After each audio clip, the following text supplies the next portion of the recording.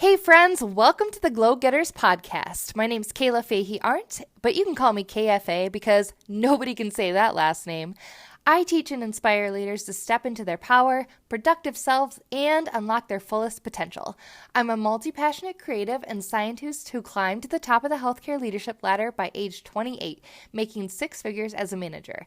I share what I've learned that I wish I knew when I landed my first leadership role at age 25. You can find more from me on my Patreon site at patreon.com/KFA Glowgetters. Okay, now on to the show.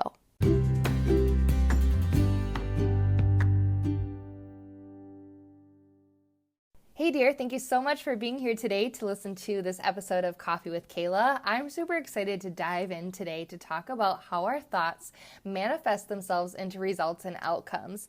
So I was really inspired by this podcast called Empower Her Podcast by Keisha Fitzgerald. So if you haven't checked it out yet, definitely subscribe and check it out. It's one of my favorite podcasts. And there's an episode back in May of 2019 where she talks about brain hacks and the power of positive psychology with Dr. Fahey-Ahrndt. So that's the title if you're checking it out. And they talk about how our thoughts become feelings. Those feelings turn into us taking action, and then those actions lead to results or outcomes. So I think it's really interesting to talk about because we often notice our emotions and the feelings that we have, but we might not realize that we're having thoughts before we react, right? So if you ever feel yourself heating up and you get angry or you're upset and then you do something, you react, well, it's likely that you had a thought that actually made you feel that way in the first place, okay? So what's interesting is, and here's where the power lies, if you can begin to notice that you're feeling a certain way and then take pause before you react to reflect and notice what thoughts you're having, you can change your whole life, right? You can change all the results and the outcomes that may happen to you. So I might have talked about this before in the podcast, I'm not sure, but other folks talk about this as the space between, before you react, essentially. So you have a thought or you have a trigger, right? And then there's a tiny, minute, microscopic millisecond of space before you do something about it, right? But if you can make that space longer or find pause in that space to reflect, you can become a better leader, a better wife, a better parent, everything, a better friend, because you can really decide how you're going to react rather than letting your emotions, carry you away, which oftentimes can lead to us saying or doing things that we didn't mean to, or perhaps upon reflection, we've had a better answer that we've thought of, or we can see another side that we might not have seen immediately, right? So they were talking about this process in terms of finding success and whatever that means, or finding happiness or true fulfillment, or meeting a big goal. And so for me, it made me think about how, when we want to find success, we really have to believe that we can get it, that we are worthy of success before we're ever going to be successful, whatever success looks like for you. So for example, Dr. Fahey-Ahrndt was talking about how she wants to do an ultra marathon or something like that. And she is terrified to do it, but now she's telling people about it. She's researching about it. She's having conversations about it and starting to learn more. And all of a sudden, her feelings are starting to change from, 3 miles is really, really long and I hate it, to, well, I did 3 miles yesterday. I can do more today. And so she's literally changing and molding her belief system in herself in order to achieve bigger and better results and outcomes. So she literally is going to be able to do that ultra marathon or whatever it is because she'll have the mindset. The other thing she talked about is getting into the mindset of somebody who's already there. So, an ultra marathon runner isn't going to be 3 miles is terrible. They're going to be 3 miles, easy peasy. I love 3 miles. 3 miles is my favorite, workout or whatever it is, right? So you literally have to have belief in yourself that you can achieve the results, or you already are the person who has the mindset to have success, whatever that is. So I guess another like super simplified way of sharing this is people always talk about, don't dress for the job you have, dress for the one you want, right? So you think about like the person who is like the low man on the totem pole, would they come to work in a suit every day? Because one day they're like, I'm going to be the CEO. And they just know, and they carry themselves and they talk like the CEO, and people even maybe mistake them for the CEO. It's because they have belief in themselves. I was overhearing a training the other day, and the CEO of my coaching company was talking about achieving goals and results and believing that you can do it. And he talked about how we set these really large goals, but then we go to do the smaller actions to obtain the goals, and we find ourselves stuck in a rut. And we find ourselves saying things like, yeah, but, because we don't really believe that we can achieve the goal. We make excuses because we're like, well, that was a really lofty goal. I don't know if I'm really going to hit it, because it gets hard when you actually have to do the work, the research, the mindset shift. So he actually said something that helps me because I'm a really visual person. So he said, write the words, yeah, but on a piece of paper, circle them, and then put a big, huge slash right through those words. Yeah, but doesn't exist anymore for me. I literally circled it and crossed it off. So he said something else. He said, don't lower your target, increase your actions to meet your goal. So if you have a big goal, you have to believe that you can achieve it, right? So you have to have those thoughts and feelings to take action to find the results and outcomes that you want, right? So you have to change your mindset.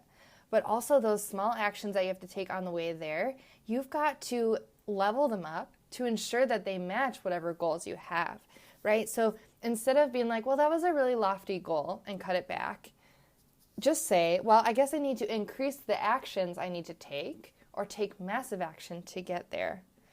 And this is all in the spirit of intentionality behind a goal, right? So, you know, people talk about how it's very important to goal set and have SMART goals that are measurable and tangible and all that, so that you know whether or not you hit them. And yes, that's true, because goals give us structure. But the other thing I want to talk about is how, honestly, it doesn't really matter if you meet your goals or not. Yeah, I know, I just said that. It actually matters if you are intentional about making progress toward the goal and the things you do every day toward the goal, right? Because you can keep working on a goal. I need a sip of my coffee, one sec here. So, when you think about intentionality, here's what I mean. So I was reading I have this planner, not sure if you guys have heard of it. It's called the 52 Lists Planner. The same author, Maria Seal, makes the book like 52 Lists for Happiness and all of that. So if you haven't gotten it, check it out. I went and I saw it at Target, and it was actually cheaper on Amazon. So pro tip, if you want to grab it on Amazon. And the journal is all about tasks and to-do lists. But she has an opening section about goals, because the tasks are the things you're going to do to get to your goals. And she talks about intentionality being the perfect way to work toward a goal. So I'm actually opening it right now because I want to look at the headings she has. Because she talks about how, so you set a goal, and the goal for her is the object of a person's ambition or effort. The focus is on the end result and the exact execution and completion. It's black or white, either attainable or unattainable, okay? And a task is something that you have to do in order to reach a goal. So that's kind of the same thing as an action that I've been talking about. So an action is something you have to do to reach the goal, to execute the goal. But here's where the magic happens. Intention, she says, is a desired course of action that offers flexibility to adapt and change. A plan that focuses on the beginning thought and the process in which it unfurls based on an underlying values. Wow! Intention makes goal setting less scary. It makes it feel more of a partnership agreement instead of a rigid, I will hit this or I don't. Essentially, intention allows you to create space to experiment, to change your goal a little bit, to be flexible in the means that you get there. I heard a quote once that said that it was like, be stubborn about your goals, be flexible about your methods. There are a lot of ways to achieve your goal. And there are a lot of ways that are going to, things that you might do that are going to share things that you didn't even know before you were trying to attain your goal. So the planner gives an example of a musician. So a goal might be, I'm going to become a famous musician by age 30. So if the person achieved that, that means like they were a musician by age 30 and they were famous. Failure would mean that they did not make it by age 30. I mean, how crazy would it be if that person did a bunch of things to try to work towards being a musician but didn't hit it by 30, but maybe 31? I think that's still a success, right? That is not a failure. So what happens when you give intention to it is, okay, I'm starting to learn about music writing, singing, I'm taking voice lessons, I'm learning an instrument. I start to hang out with people that love music and know other well-connected individuals in the industry. And then maybe I find out that I don't really care about fame. I actually just love the art of music and I want to master it. And maybe I want to teach it someday. So that person maybe didn't get famous by age of 30 as a musician, but they've learned so much about music and they've really achieved the intent, which at the end of the day is just finding a passion and love and a skill for music, right? So I think that we just need to be careful as you guys set your goals for the year. Definitely set them really big. Make sure you're taking actions towards the goals that make sense, right? So make sure if you have a big goal, you're going to have to take big action. But just know that it's really the intention and you want to experiment and try new things and learn along the way. If halfway through the year you're like, I don't want to be a musician, then you definitely don't want to keep trying to be a famous musician by 30 because it just doesn't make sense. So just consider more intentionality and that your feelings create action, your thoughts create feelings that create actions, results, and outcomes. So you really have to believe in yourself. So the last kind of section that I want to talk about with you guys is this book that I've been reading called How to Get Shit Done by Erin Faulkner.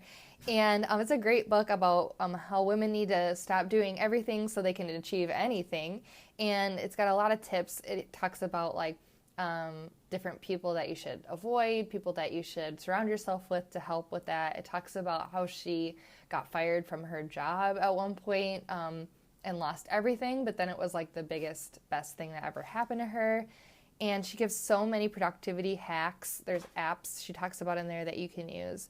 But one thing that she said that I really, really resonated with was the fact that, there's two things. The first thing was narrow your focus to 3 goals, which, holy crap, I struggle with this because you know what? 3 goals isn't, I have so many like passions, but it's the same idea as the Start Today journal by Rachel Hollis or Hollis & Co. They talk about you have to focus on one goal in 10 years, 10 goals for 10 years, because honestly, there's so many things you can do and multitasking is a myth. You won't get anything done when you're trying to do all of the things, so you have to focus. So Erin's guidance from How to Get Shit Done is to focus on your growth, fulfillment, and balance. And you can think of those categories within your career, personal, relationships, whatever it is. So this is going to be a challenge for me, and it's going to make me and push me to be super, super honest with myself about what I care about for this year. So I'm going to try to go through this exercise.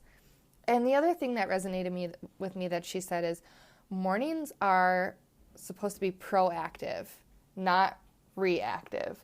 So morning times is when you should be able to do your own things. You shouldn't have to be relying on other people. You shouldn't have to be doing minute tasks like checking email.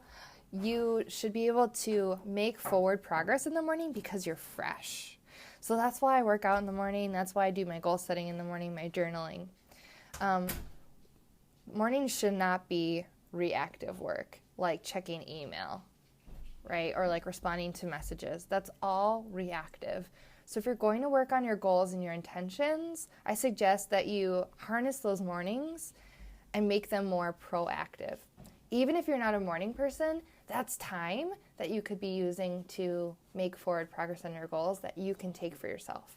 So with that, I'm going to leave you guys with a short episode. Just wanted to really give you a rundown on the Empower Her podcast, how your thoughts manifest into results and objectives, how you should definitely take the word yeah, but and cross it off because it's not part of your vocabulary, and dress for the job you want, not the job you have. Dream big and believe in yourself. All right, thanks guys. Until next time, be a light in the world. Bye.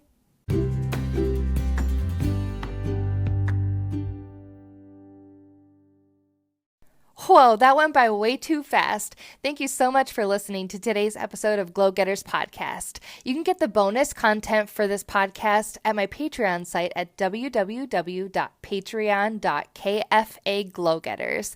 And also you can check me out on Instagram at Kayla Fahey-Ahrndt. All right, everyone, until next time, be a light in the world. Talk to you soon.